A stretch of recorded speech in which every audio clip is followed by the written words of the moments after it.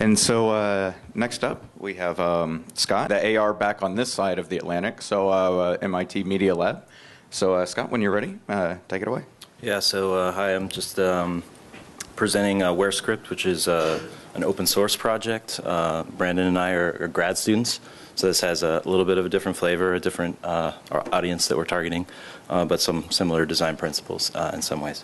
So we're interested in apps for a market of one. So basically, we think that the way we need to approach development for glass is to think about an app that's sort of, or apps that are different for everyone.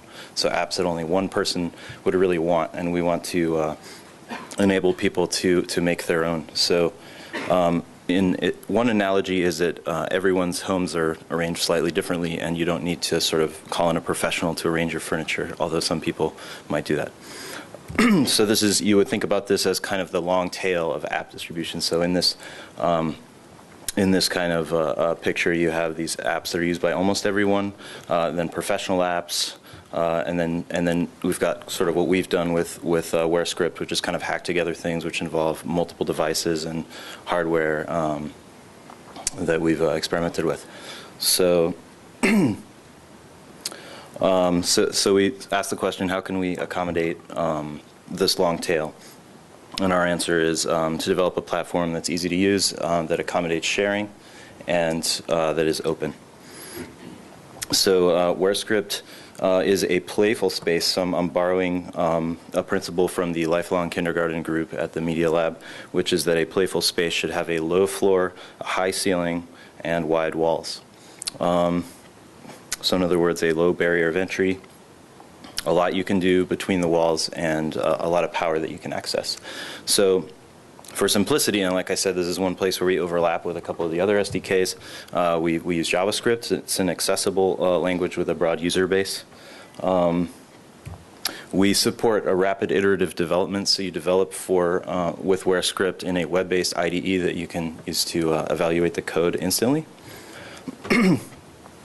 And we wrap sort of wearable, device-specific wearable SDKs, and then use a sort of a cross-device publish and subscribe model to enable you to use the functionality together.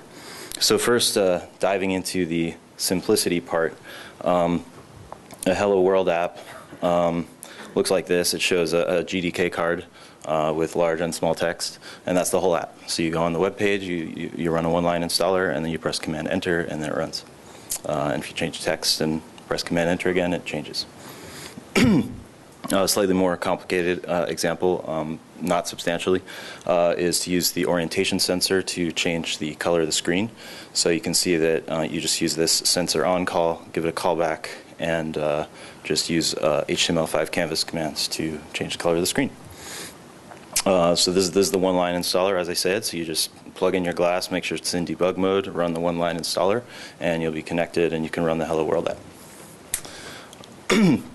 So this is, yeah, I mentioned this already, but this is sort of what the IDE looks like. You can have multiple devices hooked up and run different scripts on different devices. So if you wanted to sort of make your phone the controller for your AR app, that's very easy to do. And we integrate with GitHub Gist. So one of the advantages of being completely open is that we don't have to host our own data. And so we just, all of your code is stored in gists on GitHub. So gists are just sort of small repositories. And the IDE keeps a list of the gists that you have stored, and you just click on them to run them. And people can share them with you by sharing a link. So as I said. Now, so the power, as I said, so one of the unique things is that we focus on integrating multiple devices. So if you think about like the Pebble and the Mayo, these are interesting devices to sort of control glass.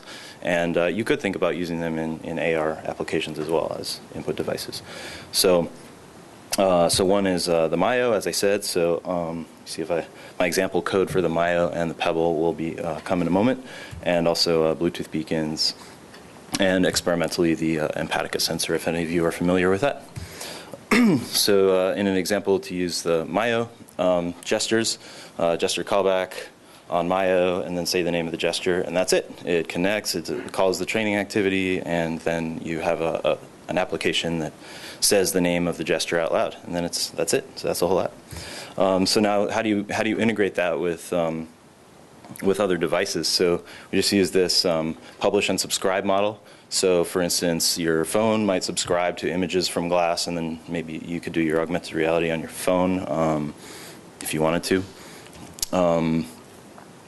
So anyone can publish to a channel, and then the server in the middle just looks at who's subscribed to what and delivers the messages to the appropriate devices that want to see them.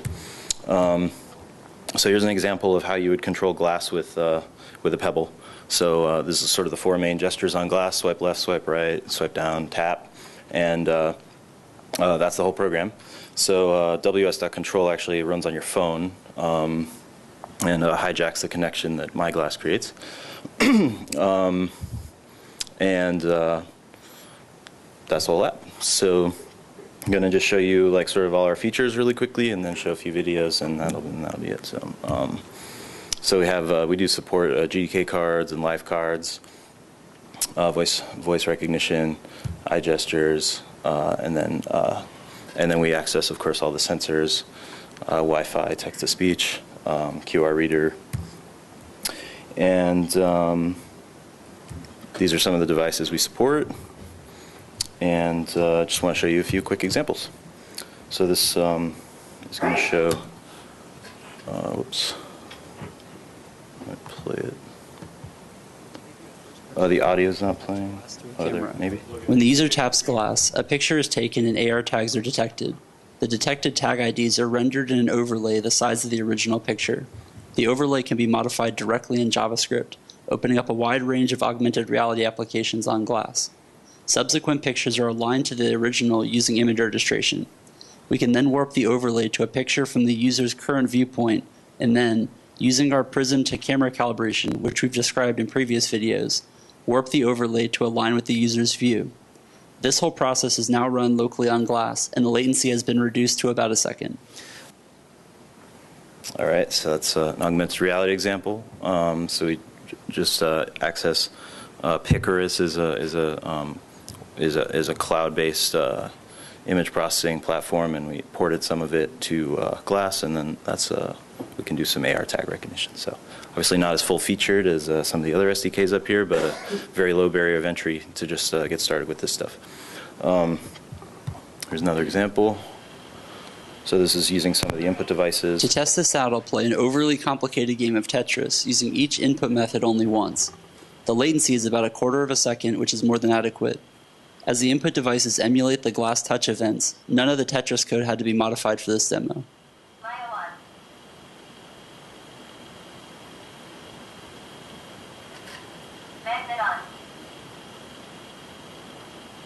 Scott used WearScript's multi-device support to produce an hour-long improv comedy show. Improv comedy is punctuated by shouted suggestions from the audience. In our show, the audience entered suggestions using a mobile app, and cues were delivered to the comedians on glass. Periodically throughout the scene, they're going to get some styles or genre on their glass that they are going to use to shift where they are and what they're doing. Do you hear that? No. But I feel it. You feel that? Yeah. Behind the clothes. It's a clue. And a monster. No, save me. No, I'm sorry. I can only save one of us, and I'm going to have to save myself. Wait, no. Yes, no, please. I made that monster. Now I am that monster. The way you hold that knife is so romantic. So that's what we've done with WearScript. And just to recap, this is a playful space that is simple and uses rapid iterative development and the power of using multiple devices at once, and as you saw, some basic AR features. So it's WearScript.com. Check it out. Great. Nice work. And then while the last presenter sets up,